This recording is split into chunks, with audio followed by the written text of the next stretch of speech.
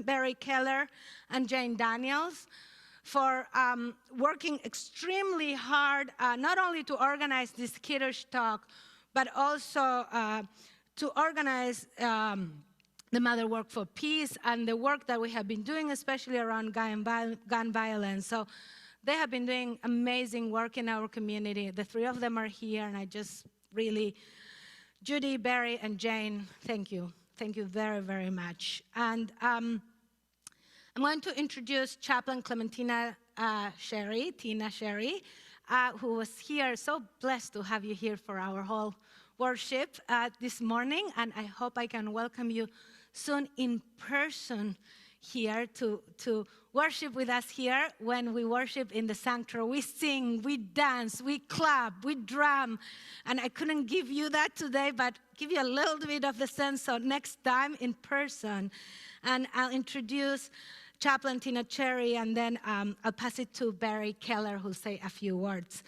And Chaplain Clementina Chery is the founder, president, and CEO of the Louis D. Brown Peace Institute, a center of healing, teaching, and learning for families and communities impacted by murder, trauma, grief, and loss.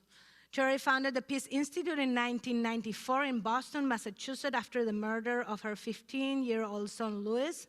And for more than 25 years, she has used her experience as a survivor to serve families impacted by murder, advocate for survivors of violent crimes, and develop best practices of homicide response. So we are honored and blessed to have you here in our holy space, even though if it's remotely, you are here with us, and I welcome all of you.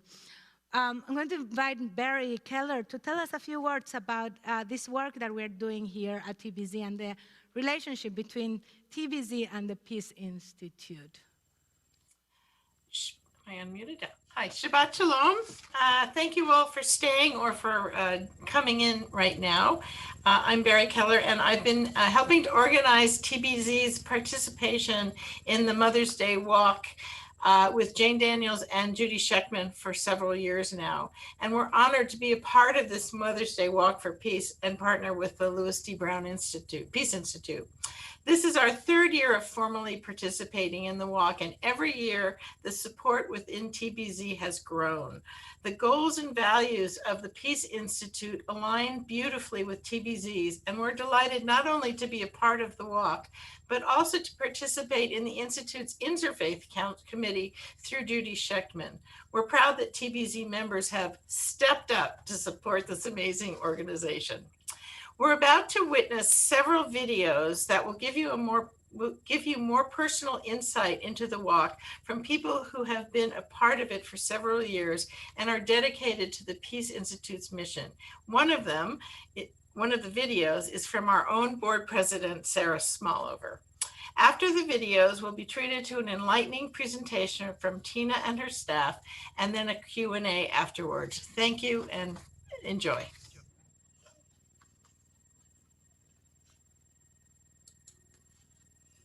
My son was taken on August 21st, 2012 by a Boston police officer in a routine traffic stop. That's how I became part of the Peace Institute. I was broken. I hated the world. Every police officer was an enemy to me. It took me 3 months just to lift my head up off the pillow.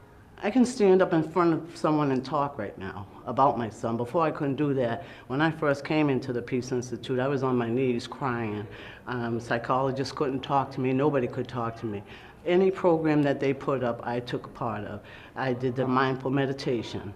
I did the yoga practice, the mindful yoga. I did the We Are Still Here writing program, which I'm still a part of. This new program she did with Faith in God, I'm a part of that.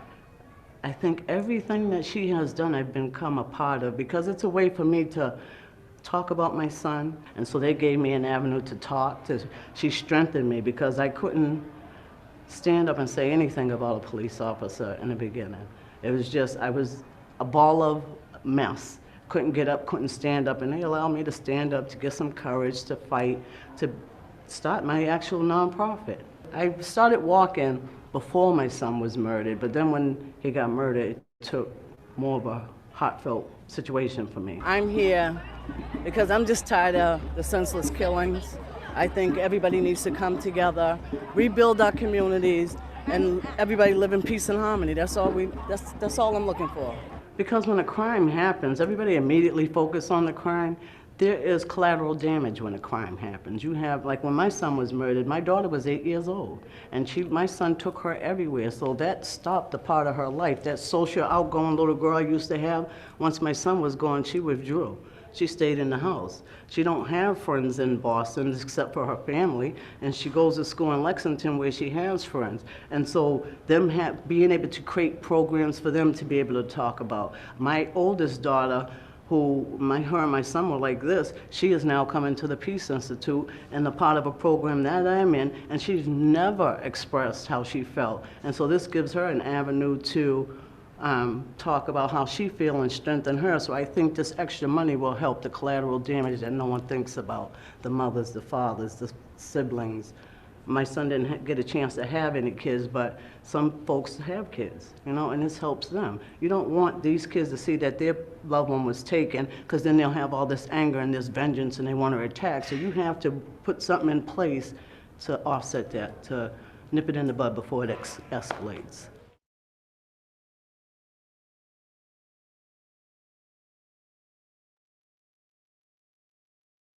My primary is outside of the church, and so the Peace Institute has been one of my ministries. I have a team who's with First Parish in Concord. In the beginning, it was just me going, and now we have a busload. I just fell in love with the work I saw, the love I saw, and some of that work is the initial encounter with the family after they've experienced the homicide and have learned about it. And the courage it takes to bear witness in a loving way to these families, it's awesome. And in fact, I once said, I have to take off my shoes because I feel like I'm on holy ground. And that experience happens more and more when I'm at the Peace Institute and see their work. To me, the Peace Institute is a place of hope, a place where you will find understanding and a place of peace and a place of transformation, not only of families, but of the community where they are.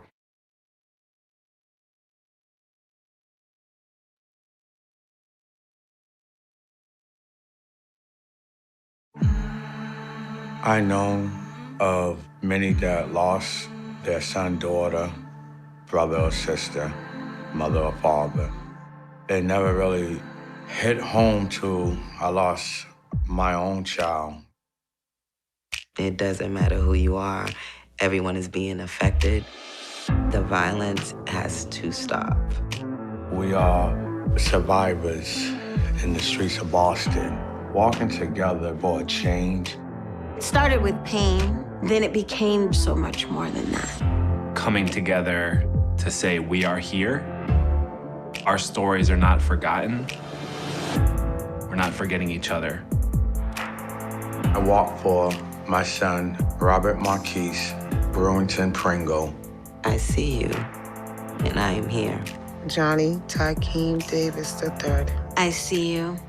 I am here. For my nephew, Levy Bennett. My brother, Herman Taylor III. For my cousin, Alvin. I see you. Who was like my little brother. And I am here. I am here. I am here. We're walking for peace. We're walking to keep love in the community. Even though we've lost somebody, they still live on. We still live on. And that we can live on.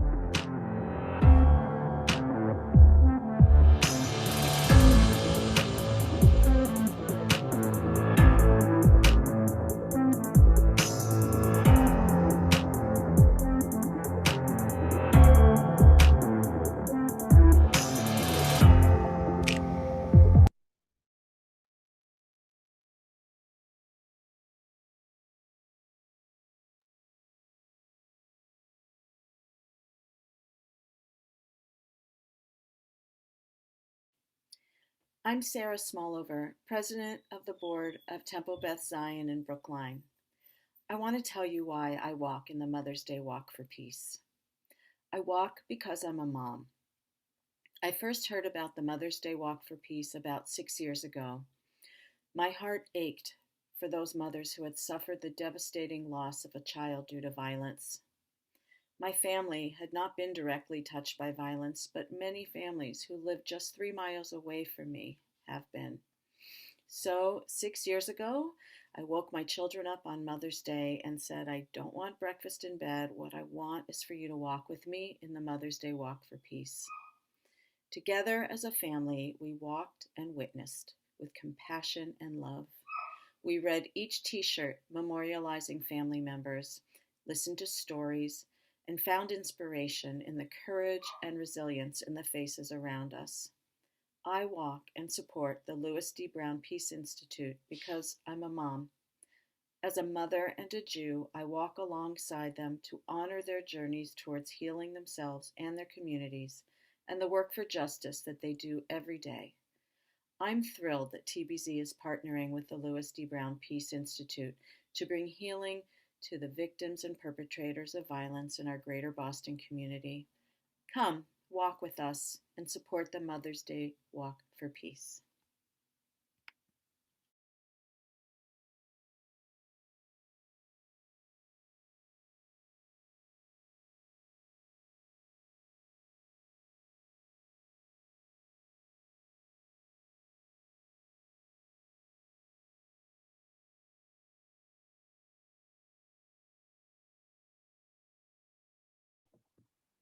Everybody, thank you for joining us here today. My name is BJ Oswagu. I'm the Training and Events Coordinator at the Louis D. Brown Peace Institute. Like I said, I just want to say thank you guys for being here. This is always a nice experience when we get to reach out and experience just life with our community partners. And I won't take up too much of your time, but I'm just here to introduce Tina. Tina is going to be speaking to us about the works of the Peace Institute, and she's going to introduce to you guys our principles of peace and the foundation of our work, and talk about the model of change, our mission, vision, and belief. Tina is not only an amazing boss, but an amazing human being, an amazing friend, an amazing mentor. It's just always a blessing to hear her talk, and it's always a blessing to hear her story, and it's always a blessing for her to bring the acts of the Peace Institute, the Louis D. Brown Peace Institute, to life for all that will listen. So with that being said, I will be turning it over to Chaplain Clementina Chery.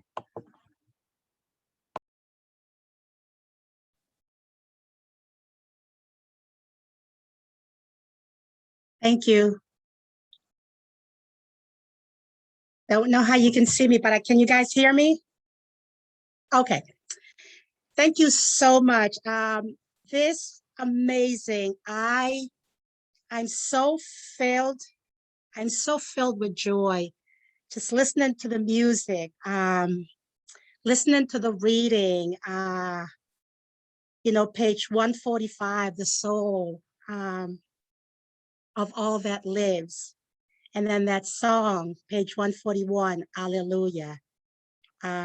Just the interpretation of Psalm 150. It just took me back and reminded me, just being in a space where I could worship. And although sometimes I wasn't understanding the words, I really felt the joy and the love and the connection just coming. So Rabbi, I was clapping. You didn't hear me, but I was clapping. I was moving. I really felt the spirit in the song. So, once you open up, I will look forward to being with you today. You're also going to hear from Alethea. I'm struggling. BJ, help me. I'm trying to bear with me because this is my first time. I want to share a screen with you. But I'm not sure, BJ. So never mind, I won't share the screen with you. I will just speak. And then what I'll do is send you everything that you can have on your own. So to the committee, truly appreciate the invitation, appreciate your role on the Interfaith Committee. And Sarah, you are a reason why so many of our suburban moms walk. It's exactly that statement.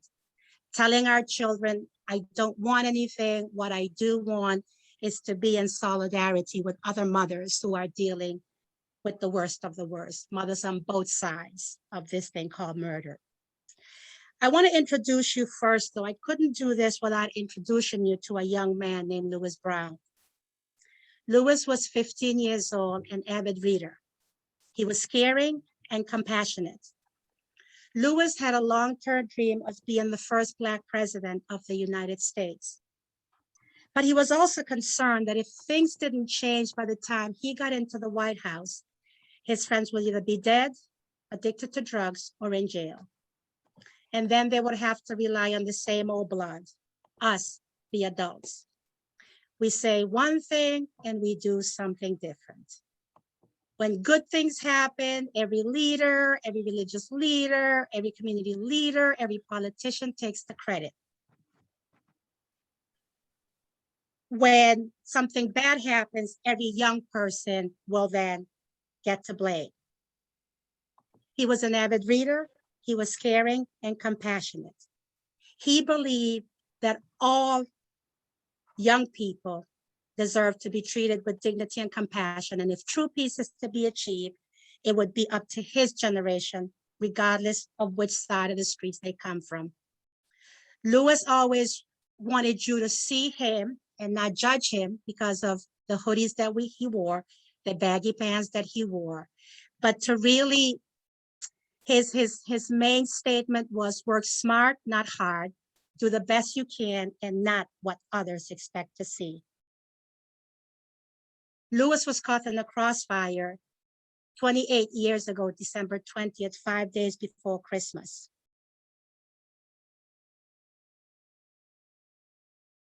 He was headed to a group meeting for the Teens Against Gang Violence. The day Lewis walked was the day he was killed. He was caught in the crossfire between two rival gangs. Lewis was my oldest son.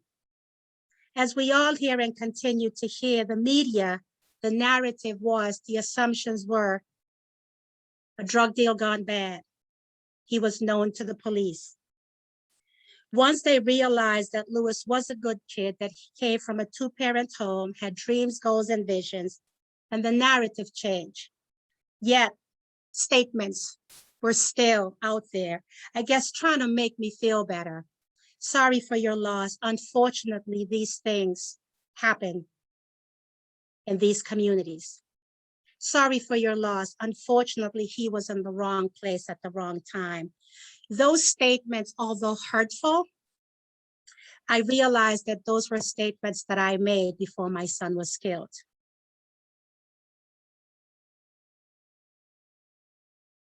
I often tell people when Lewis was killed is when I woke up.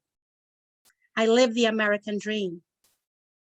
My then husband went to work and I stayed at home with my children, Lewis, the oldest, Alexandra, and my youngest son, Alan.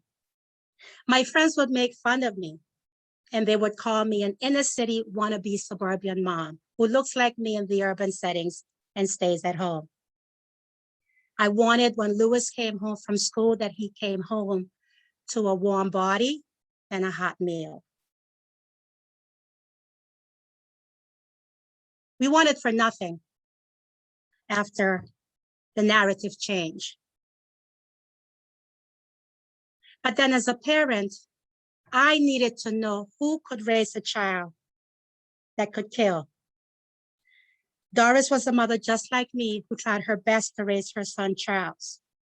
Charles was the young man who was convicted of killing my son, Lewis.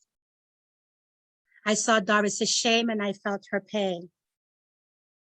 I offered my hand of forgiveness and Doris accepted. That is when I realized at that moment that we were both impacted that cold December afternoon. Another part of my journey, I needed to meet Mr. Bogues face to face. I had already met his parents and I realized I needed to meet him. For me, that was God's justice. That was God telling me what I needed to do next. We work with Mr. Bogue's friends, his families, and our community partners, Vision Inc.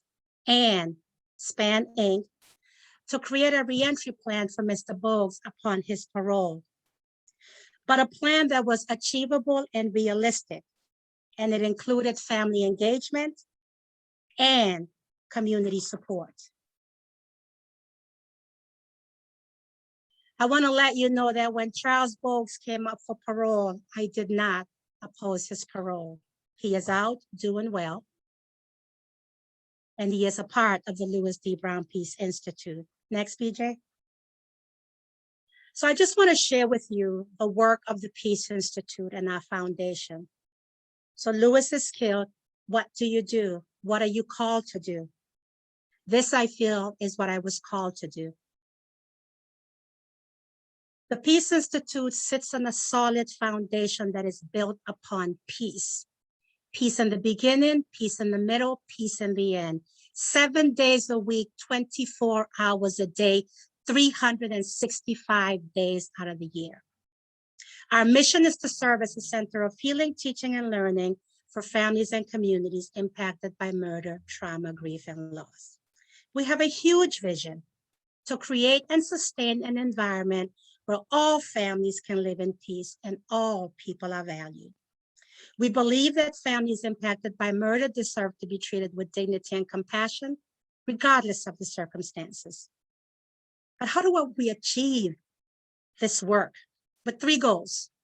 We teach the value of peace, we focus on the assets of community, and we transform society's response to homicide. Now, it is a lot, but how does it begin? This work is guided by 7 core principles: love, unity, faith, hope, courage, justice, and forgiveness. It's the work that really guides everything that we do. These principles are entrenched not only in the work with the staff, it's entrenched with the work with the board, our committee members when they meet, and also it's a part of what I do with my family. Next, BJ. So here's our motto. It's in line with the Center for Disease Control's social ecological framework that states, in order to interrupt cycles of retaliatory violence, intervention must happen at multiple levels. We have 3 pillars: services that are consistent and compassionate for families of murdered loved ones and families whose loved ones are incarcerated, in order to prevent retaliatory cycles of violence. Advocacy for policy that promotes dignity and compassion for all families impacted by murder. And training that instills the value of peace and equips providers, educators, criminal justice, public health professionals, and institutional stakeholders to respond effective and equitable to families dealing with murder, trauma, grief, and loss. Next. So I got clear marching orders from Judy and the rest of the team. Tina, we don't just want you to come and talk. We want you to really show us your services and programs and advocacy. So we don't have a lot of time to do all of that, guys. So what I'm going to do is just give you snippets, and hopefully you're hungry enough to invite us back to then really pay attention to each one of these, because they all have their own unique power and their own unique modality. So our Survivors Outreach Services provides emotional and practical support to families in that first 24 to 72 hours after a homicide happens, using the Survivors Step-by-Step Burial Guide. This is a tool that I wish I had when my son was killed and I went to the hospital. I left empty-handed.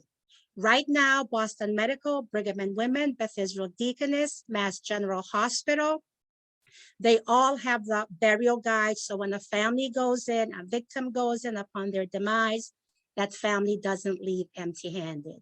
The burial guide is also translated in Cantonese and Spanish. Our community reentry preparation services is for individuals that are incarcerated to return to their communities.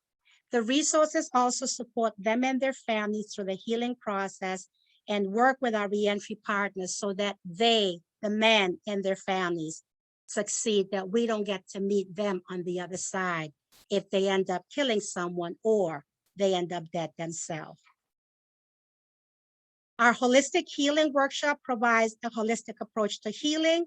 Rather than focusing on what's wrong with us, on the illness or specific part of our body, this ancient approach to health considers the whole person and how we interact together within our environment.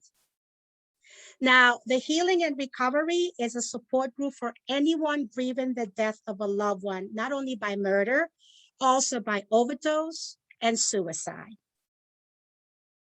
Our mindfulness program is an 8-week course for survivors to develop and apply mindfulness practice as a means to cultivate stress reduction, self-awareness, and peace in our lives. Our Stars and Stripes Girls Group, it's a healing leadership group that provides mentorship environment for young survivors, young women survivors between the ages of 13 and 22. It teaches them the skills and the importance of self-love and self-care. Many times when a sibling is murdered and those that are left behind, the fact that we don't really think about them because it's always about the parent, and many times it's always about the mother. So siblings' grief is very, very different. So it's important that we acknowledge and provide a space for them. And then we are still here writing workshop. It's a 5-week project guided by survivor and national bestseller, Michael Patrick McDonald, using his curriculum, The Rest of the Story. What this workshop does is help providers rewrite the narrative about themselves and their loved one.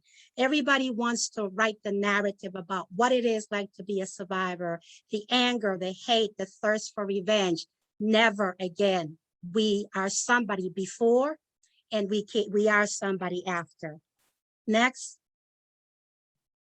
Now, our next pillar is the advocacy aspect of our work. The Survivors of Homicide Victims Network. It provides survivors working together to inform, influence, and impact public policy. Our Serving Survivors of Homicide Victims Providers Network, a group of professionals, we come together from across the state, different cultures, class, communities, to build relationships, to practice self-care, and to increase the capacity to deliver coordinated, consistent, and compassionate services when a homicide happens. And then the Survivors of Homicide Victims Awareness Month. We know about Domestic Violence Awareness Month. Right now is National Crime Victims Awareness Month. For those of us whose loved ones have been murdered, we need you to know that we are here. In our circumstances, the victim is dead. There's nothing we can do for them. We are the survivors of homicide victims that are left behind. You can't see our pain, you can't feel our pain, it's all happening internally. So we created this month really to educate the public and policymakers about the impact of murder on families, communities, and recognize the diverse contribution of the survivors movement. I'm happy to say Massachusetts was the first state in the country to enact this law in 2000, and other states are following. We are working with our Congresswoman Presley to really bring this on a national level. Our Memorial Button Project, it's a painful yet beautiful memorial displaying the lives of homicide victims. It serves as a powerful statement about the human cost of violence in society. It gives comfort and hope because it cries out silently for love, unity, faith, hope, courage, justice, and forgiveness. The names are real, the faces are real, the stories are real, the memories are real, and the pain is real. Many times when a homicide happens, we think about numbers, we rally a little, and then we forget that the families are left behind. So the Memorial Button Project is that gentle, silent reminder that the numbers continue to increase. And then of course, our Mother's Day Walk for Peace started in 1996. I wanted to know who else, and how do anybody who has dealt with the tragic death or any death of a child, how do we celebrate Mother's Day?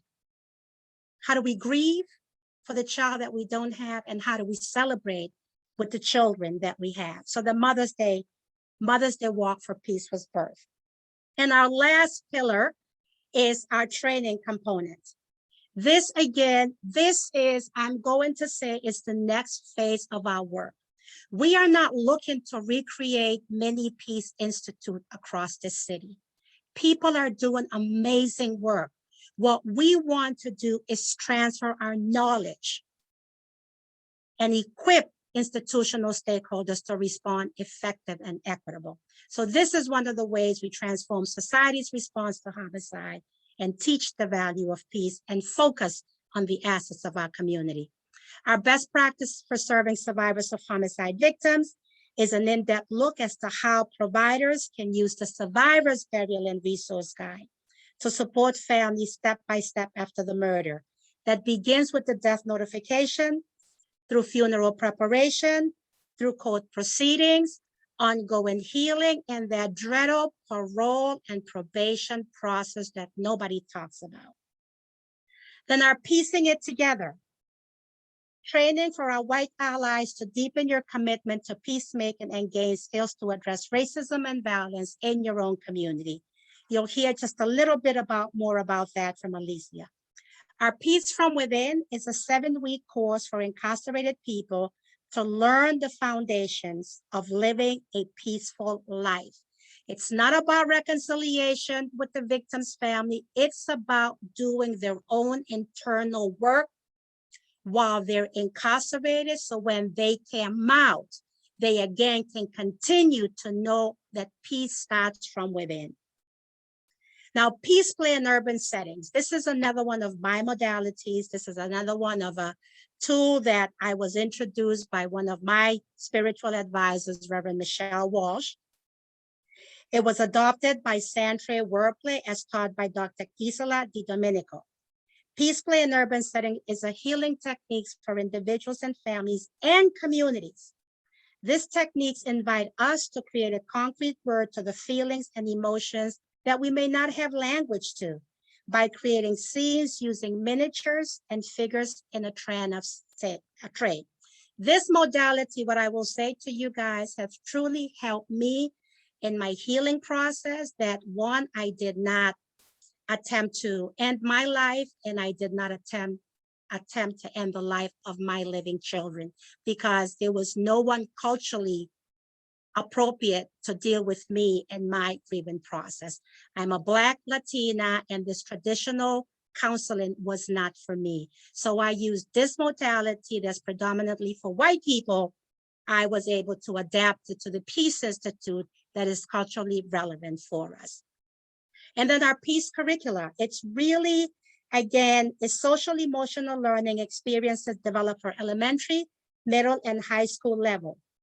The teaching guides is a set of activities and discussion topics to help students and teachers best explore the concept of murder, trauma, grief, and loss.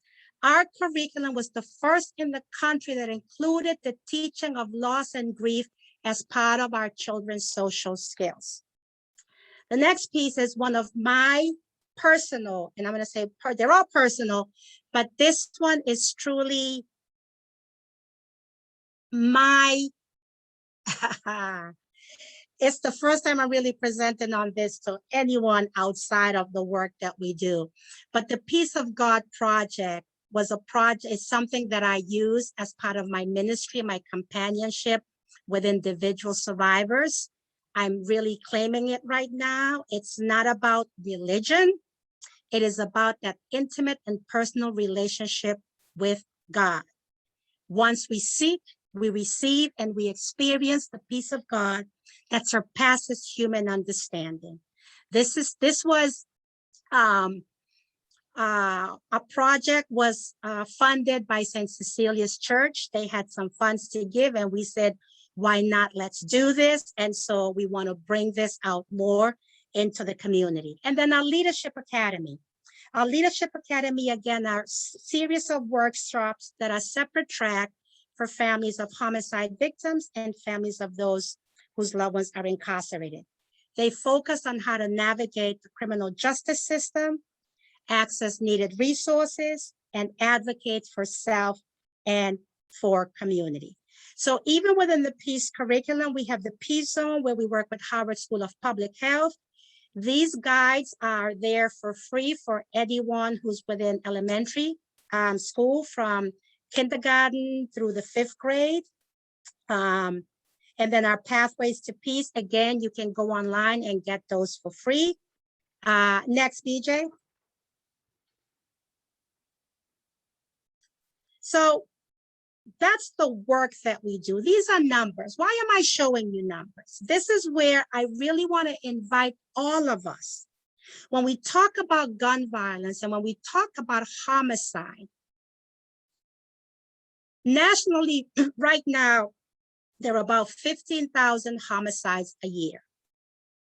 And as you will hear, and be mindful this summer as we're coming up, when violence is happening, you will hear our leaders reminding us we are one less than we were last year. I want to invite you to rebuke that number. For each homicide, there are at least 10 immediate family members that are impacted. These numbers do not include friends, co-workers, classmates, neighbors, people that are sitting next to us in our pews, nor do they include the families of those on the other side of the gun. So if we're looking at 15,000 homicides and then times 10, that's 150 survivors of homicide victims that are walking around that you don't know who they are because we're not wearing labels. And then that cycle of retaliatory continues and continues. So just keep these numbers in your head and finding a way to respond when you hear someone saying there were drug involved, it was a drug deal gone bad. Well, you know they had a lengthy criminal record. Next. Homicide is a public health, public safety, mental health, and for us, it's also a human right issue. Families on both sides of homicide experience emotional, physical, and financial stress, and that leads to community instability. Addressing the issue of homicide is expensive, and not addressing it is even more expensive. So again, as we continue to do this work of gun violence, gun control, gun violence prevention, social justice, racism, we need to really look at the institutional aspect that holds all of us back, that the cycle of retaliatory violence continues. People of color are not supported the same way our white counterparts are supported when we're talking about homicide. Now we just look across the country. This is not a Black issue. Let's not make it a Black issue. Let's not make it a gang issue. It's a human rights issue. So when we look at it, let's just look across the country and how do we make sure that as we're addressing gun violence and gun control, we're also addressing the emotional, the physical, and the financial aspect so that our community can begin to heal. Next. So I'm going to stop talking in a few minutes and I'm going to introduce you to Alethea, but I really want to read this quote for you. This is from one of my mentors, Dr. Deborah Prother-Stitz. She is the author of Murder is No Accident and Sugar and Spice and No Longer Nice. She talks about girls. Dr. Stitz says, violence is not the problem of one neighborhood or group, and the response and solutions are not the responsibility of one sector of the community or one agency, professional group, or business. Coming together and owning this problem is central to the solution, she says. So next slide, please, Beej, and then you can download it as I introduce Alethea. So we want to invite you to continue to see how embracing our shared responsibility through piecing it together. You've done a lot of work, but we want to bring you in just a little bit closer. And then we want to invite you to try on another activity, and then we'll open it for questions and answers. So I'm going to turn it over to Alethea, but I want to read this quote from one of the participants of the Piecing It Together. They said, "One thing I will do moving forward for what I learned in the Piecing It Together training is continuing to develop my understanding and modify my behavior accordingly. This participant gets it. This is not about going through something, okay, let me see how I can help those people. This piecing it together, it's really about looking at internally, practicing internally, and then outwardly. Everything that we do starts within families, and then communities." Thank you. I want to turn it over to Alethea. BJ, you can close this down and give Alethea the floor. Thank you so much, Tina. What an amazing overview of all of the work of the Peace Institute. I'm so pleased to be with you all here this afternoon and be able to give you just a little bit of a closer look at the Piecing It Together program, which is one of the trainings that we provide at the Peace Institute. I understand that you're actively working towards social justice in so many different ways, and I'm really glad to just be able to share how we at the Peace Institute are engaging our white allies in our mission to serve as a center of healing, teaching, and learning for communities impacted by murder, trauma, grief, and loss. I'm going to give you a little bit of an overview of Piecing It Together, as well as a little bit more of a personal look as to how I got involved in this program. So I'll tell you the who, where, why, when, how, and what of Piecing It Together. So Piecing It Together, or Peace Institute staff teach a reflective course focused on white adults who live in Metro Boston and suburban areas across the state who are committed to peacemaking. So that's the who. What it is a multi-week course with the objective of offering learning, guidance, and processing space for white people so that white people may be more just and equitable in their approach to peacemaking. White people will be given the tools and strategies to confront racism on 4 levels: internal, interpersonal, institutional, and cultural. The course is rooted in the principles of peace and the multicultural guidelines developed by Visions, Inc. The workshops are centered on the idea that there's no fixing or saving others. Rather, we all have internal work to do within ourselves, our families, and our communities to bring about peace, as Tina said. The course will feature readings, videos, activities, discussion, and self-reflection. Piecing It Together normally is held in our welcoming home at the Peace Institute in Dorchester. Last summer, for the first time, we did offer a virtual session, which also was a very meaningful experience for those of us who participated. And we anticipate that this summer we may need to be virtual again. Otherwise, we hope to go back to offering it in the physical space again soon. We plan on doing a summer series, and we'll definitely let your community know when the next session will be held as soon as we secure the dates. The reason why we do this is that we know racism is a major barrier to living in peace.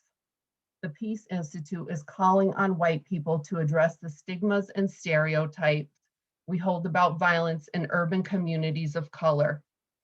The course allows participants to cultivate a sense of peace from within and direct people toward meaningful service in their own communities. By participating in this series, people are also making a concrete financial contribution to the Peace Institute. And the way that we operate this program is through large facilitated and small group conversations and activities. So that's kind of like the overview of the program. So The way that I got involved with this was that I was challenged by one of my colleagues to join the Piecing It Together facilitation team. And I really felt strongly about it being an opportunity for me to directly contribute to the mission of the Peace Institute, aside from what is my normally very administrative role in the work. And for me, it's not just work, it's personal. The work is very personal for me, knowing that my husband, my children, my extended family, my network of friends and colleagues are impacted by racism. Although I was aware from childhood of the overt racism that people of color faced, I hadn't examined it deeply in terms of the comforts that white people are given just by being born with white skin. And I wasn't aware of the daily nuanced ways in which people of color are oppressed. Over the last 15 years or so, I have taken the opportunity to learn more, and my learning has been greatly accelerated during my time at the Peace Institute. And of course, that was all with the leadership of and support of my colleagues and our partners. I have a personal desire to actively support and be a part of anti-racist work as a member of the Peace Institute community that is largely one of color, working in an organization with a diverse staff and volunteer team, which is also supported by a diverse community. I am uncomfortable doing this work. It requires a deep level of introspection and reflection. And I'm even more uncomfortable being a passive bystander when I know discrimination on so many levels is occurring in our communities on a daily basis. I feel strongly about learning how to understand and acknowledge my contribution to and my responsibility for repairing racism in my own sphere of influence. I'm still in the learning phase. I participated in the series myself, and just this last summer, I began dipping my feet into the facilitation role. I'm deeply honored to have the opportunity to be a part of the learning journey of other white people to learn to address oppression on the 4 levels, which again are internal, interpersonal, institutional, and cultural. And also to understand our roles in creating peace in our own personal lives and communities. So for anyone who would like to travel a piece of this journey with us, I invite you to come and try it on this summer. And again, we'll be reaching out with the dates as soon as we have those for you. Thank you. Thank you, Alethea. I want to invite you to just take a deep breath. It's a lot. See, you guys don't play. You want everything in a very short window of time, and we want to do that for you. But we also want to create an opportunity for some questions and answers to hear from you guys. BJ is our training and events coordinator, and I know we've been working with him and communicating with him. So just hearing Alethea, looking at the work that we do at different levels, that's our call. So there's always us inviting. So many people are doing so much great work. Yet for us, it's these 3 goals that we need to achieve, that we are called to achieve. To teach the value of peace, to focus on the assets of community, and to transform the way society responds to homicide. This is how we deal with racism, social justice, racial justice institute. This is how we deal with it, because in the end, there is 3 clear goals that we are looking for. So I want to invite you to try one more thing on, one activity. You heard me mention our principles of peace: love, unity, faith, hope, courage, justice, and forgiveness. BJ or Alethea, can you put them in the chat, please? Here's what I want to invite you guys. We're going to do this very quickly because we want to leave it for questions and answers. But we always want to invite you to try on what we do. We don't just like to do this and then you say, oh, that's great. The invitation is to try on. So are the principles in there, guys? If you can add the principles in the chat. So here's what we want you to do. Each of you take about 1 to 2 seconds. Which principle is your strength and which is your struggle? Really just type it. My strength, or just type the principle that's your strength and the principle that's your struggle. I'm gonna give you 3 seconds to do that. There's no right or wrong way. If you don't type it, that's okay. And then you're gonna participate with us as a community. So you've got 2 seconds to type. And I'm gonna try and see, let's see, yeah. So Alethea, kind of monitor the chat, please, if there's any thing that I need to see. Has anybody tried? My strength is love. Thank you, Lisa. My struggle is courage. Anyone else? Just continue. So as you're doing that, here's the invitation. Who's typing? Alethea, BJ, are you gonna type?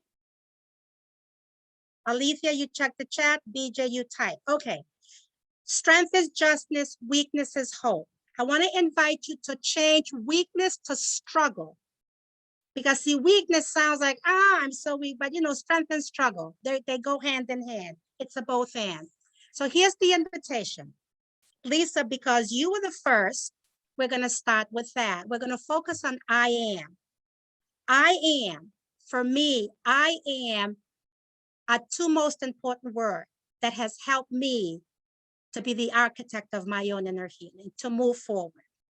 As an immigrant woman of color, and society is always telling us what we're not, that's something that I internalize.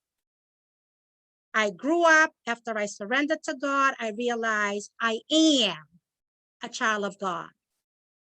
I am somebody special. There's a quote that former First Lady Michelle Obama says, when I hear about negative and false attacks, I really don't invest any energy in them because I know who I am. So when people are talking negative about my community, you're not going to engage me. That's not who my community is. I'm going to shift that narrative to focus on the assets of our community. So, BJ, we're going to use Lisa's I am love and faith. I'm going to call on you, or if the spirit needs you, unmute and answer the question. Don't think about it, feel it. Use your heart, not your head. I'm going to read some prompts and you're just going to say what comes to you, or you can type it in.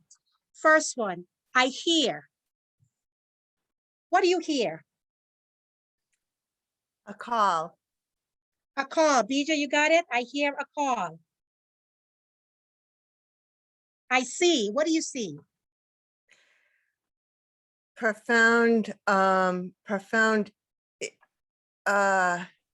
oppression. Profound oppression. So we're going to do, you hear the cries of those in pain. Let's use that one. You hear the cries of those in pain. I want. What do you want? Let's try Rosalind. What do you want? Change. Is that you? Yes. Rosalind wants change. I want change. You want change. I see. Next one. What do you see? Anyone? What do you see? Disparity. I see disparity. Thanks, Sarah. I can't see. My thing is too small. I wonder. What do you wonder? Anyone? What do you wonder? I wonder if we can make this change. I wonder if we can make this change. Thank you. I pretend. What do you pretend?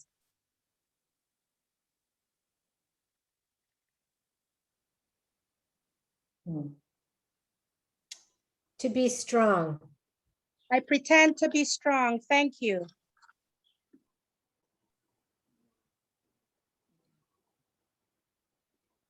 I feel. What do you feel?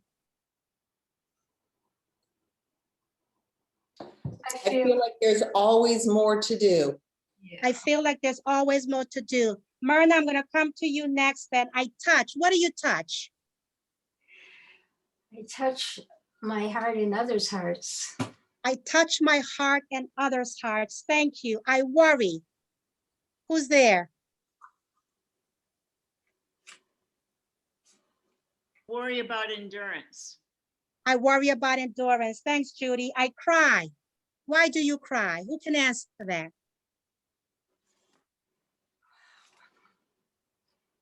I will. I cry for all that I'm unable to do. I cry for all that I'm unable to do. Thank you. I understand. What do you understand? Anyone? What do you understand? My limitations. My limitations. I say, what do you say?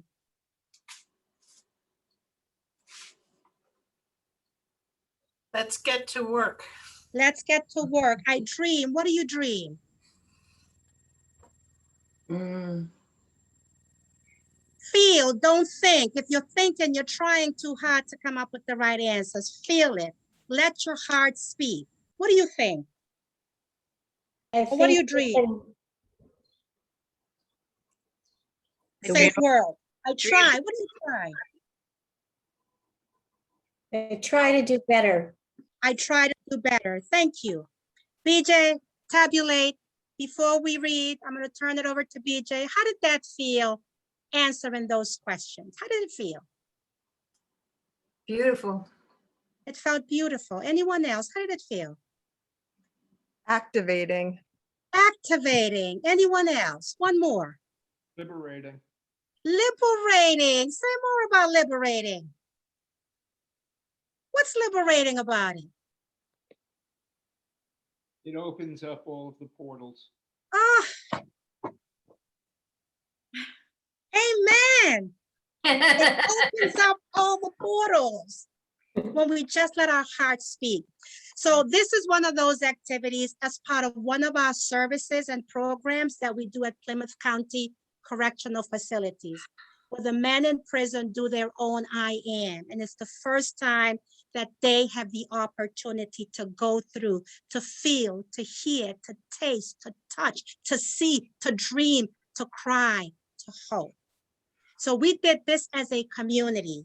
BJ, take a few minutes and let's hear them read it. Let's hear them, let them hear what they came up collectively.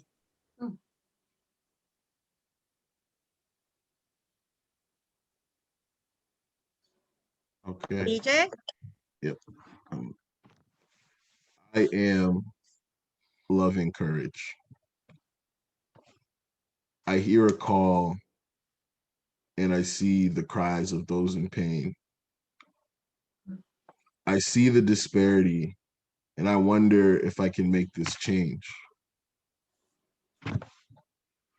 I pretend to be strong as I feel like there is always more I can do.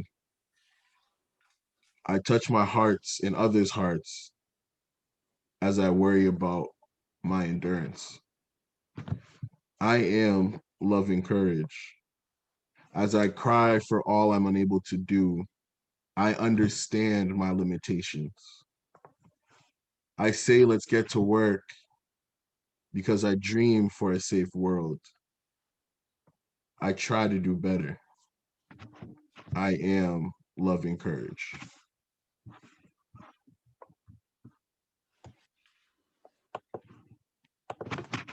That was all you guys. Isn't that amazing? We'll send this to you guys so that you guys can have it. One of the goals is that as we continue to do this, we just want to compile and continue to build this and continue to let people know who we are. This is individual, yet you did it collectively. You guys are poets and you didn't even know it. So I'm going to be quiet now and I'm going to turn it over back to you guys. Any questions, any answers? Yeah, we're done. This is us in a nutshell.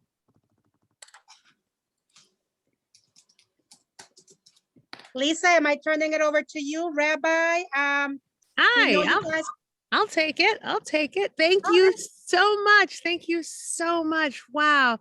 This is so beautiful and empowering. And, I'm taking away the peace, community, and transformation, right? Shalom, Kehillah. these are values that are very dear to us in the Jewish community and at TBZ. So we are opening it up for questions and answers, and everyone can unmute. So if you want to raise your hand via the raise your hand feature in the reactions, or if you want to, wave at me, I'll let you. Hi, hey Larry.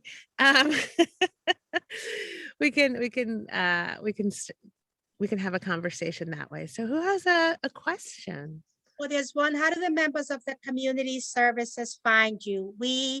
If they need our services, we're partners with the city of Boston. We actually just got an innovative award through the Mass Office for Victims Assistance. Once they release it, we will share it with you guys. Innovation for really responding to families impacted by trauma, murder, grief, and loss. Hospitals, funeral homes, community centers, schools. We are now a staple within this community and across the state. We have done the best practices so people can really find us, and also by word of mouth. Sarah? I just want to share a little story, which is I was making calls for some campaign or another. It might have been, it was a local campaign, so many, just this fall. And I got someone on the phone who told me she couldn't really think about voting because she had just lost her son. I said, "Oh, I'm so sorry, what happened?" And she said he was murdered. And she sounded in such despair and did not know where to go. And I said, I know where there's an amazing resource. Would it be all right if I reached out to them to get in touch with you? And she because she did not sound like she had the strength to do it herself. And she said yes. And so I reached out to the Peace Institute with her contact information, and they got back to me and followed up with her. And I have no idea what happened, but to know that I had this resource within our community, I felt so empowered to be able to help this person. Otherwise, I would have just had this awful, reaction to the phone call without being able to also have a resource. So thank you, Tina, and everybody for being there. Had I not known, it's just amazing that I had that resource at my fingertips. So thank you. Thank you. And your Thank staff you. for following up. Yep. Thank you.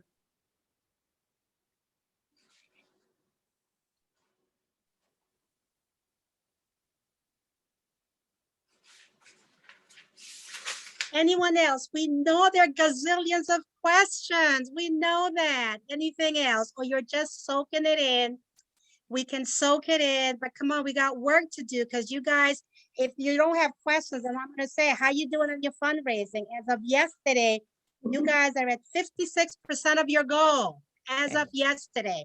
So I would say challenge Temple Israel, challenge Temple Elohim, because they're calling us to speak to them.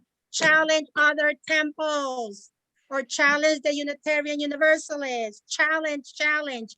A quick story for me: when Lewis was killed, again, I'm baptized Methodist, practice Catholicism. That's all I know.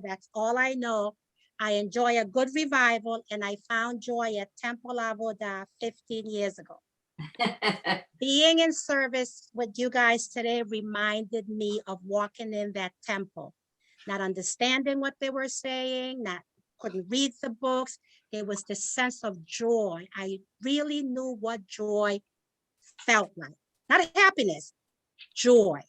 And so it's, again, for me, it's about relationship and not religion. God said, your riches will come from my house. I laughed at him because I says, well, the Black churches and Catholic churches, and there's no women. He says, I don't belong in any building. It's within here.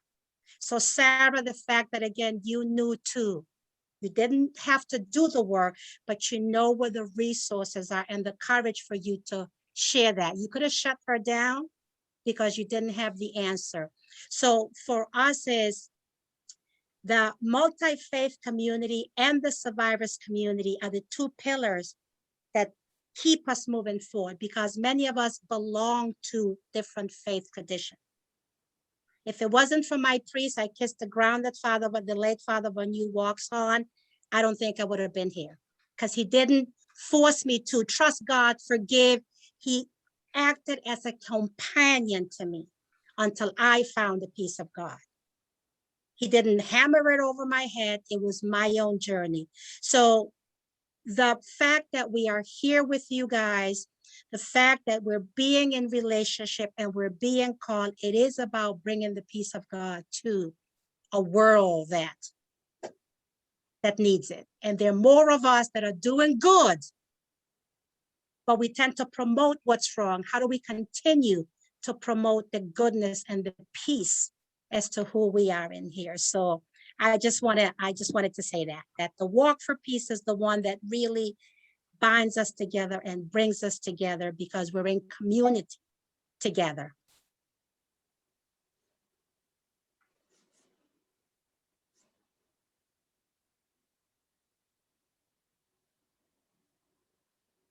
Yeah, Judy.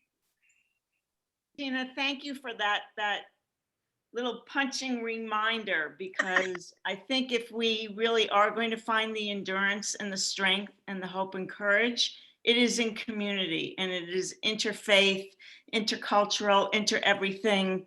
And thank you for offering yet another bridge and partnership and pillar of strength for doing this work. And I feel so grateful for our relationship with you and look forward to what we can accomplish together. Thank you so much. There's a final quote I would like to read for you guys. I love quotes because it's not just about me as an individual, but Dr. Scott Peck in a book, I don't know if you guys know his book, The Different Drum, Community Making Peace. There's a question that was asked about what is the meaning of community? And here's what Dr. Speck says, Dr. Scott Peck. He says, community is a group of individuals who have learned how to communicate honestly with each other, whose relationships go deeper than their mass of composure, and who have developed some significant commitment to rejoice together, to mourn together, and to delight in each other and make others' conditions our own. That's who we are. That's community. We're all hurting, we're all suffering, we're all in pain. And when we come together in the worst of the worst, and we can then walk out together with healing, that's the true meaning of community. And that's when we can all celebrate peace. So I just want to thank you guys for the opportunity, Judy and you guys for your support and being on the Interfaith Committee. And there's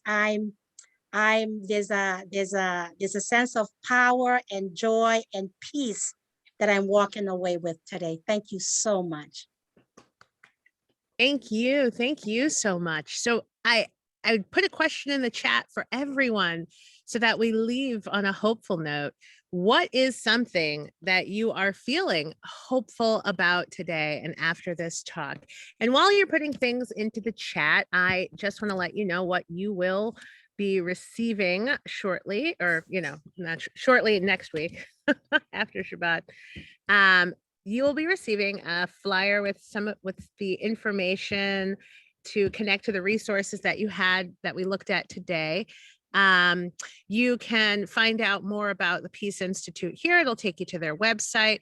You can register, we are 56% of the way of our goal already. Yay. And we have a long tradition of exceeding our goal. So let's keep that up for this year. And anyone can donate. You just click the link. It takes you here, register now, and you'll scroll down and we'll credit to TBZ, Temple Beth Zion in Brookline. There we are. Temple Beth Zion in Brookline. And then there's 25 days of walking activities that will bring you here to see all of the different kinds of activities that you can do from now until the walk. And TBZ is going to be hosting COVID responsible community walks on these dates, and you'll get more information about this. And you can reach out to Jane, you can reach out to Judy, you can reach out to Barry for more information. And I just am so grateful and want to thank you, Chaplain Tina. Thanks, BJ and Alethea, for bringing so much of the Peace Institute to TBZ and to sharing with us. And thank you, Sarah, for sharing why you walk and why it's important. Are there any last questions before I turn to what's making us hopeful? Any last questions? Not question, who is next to you? That's what I call Generation Peace. This is Galia Bracha, my wonderful 4-year-old daughter. Well, we would love to have some activities, Galia. I can send something to you. We're trying to get, my grandson is 7 years old. Alethea's son is 6-year-old. We want the children, calling them Generation Peace, to hear their voices. What does peace mean to them? Wow, it's beautiful. Dor Shalom. Dor Shalom. Shalom. Thank you. So let's see, what are we feeling hopeful about? Hopeful about working together for peace and justice. Amen. And helping everyone. And helping everyone. Hopeful that people will begin to work together for peace. Helping everyone to clean up. And cleaning up, that's true. So thank you again. And thank you, Judy, Barry, and Jane. Thank you for working so hard to bring this to us. And Shabbat Shalom. And goodbye. And goodbye. And Rabbi Off, it's great to see you. All right, have a good one, everyone. Thank you. Shabbat shalom. Thank you. Shabbat shalom. Shabbat shalom. Shabbat shalom, everyone. Peace. Peace. Shabbat shalom. Peace. Peace. Bye, King. Oh, Sarah already left. Bye-bye. Bye.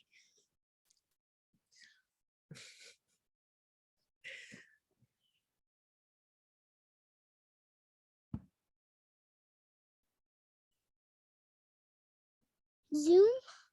This is Zoom. Yeah.